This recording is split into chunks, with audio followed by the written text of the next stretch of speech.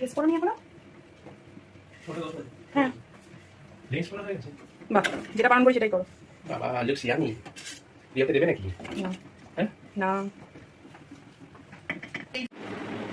এই দেখো বরের জন্য, বরের পছন্দের এটা হলো pasta, cheesy pasta, cheesy egg pasta. এটা আমার বরের খুব ফেভারিট, এটা ভালো লাগে খেতে।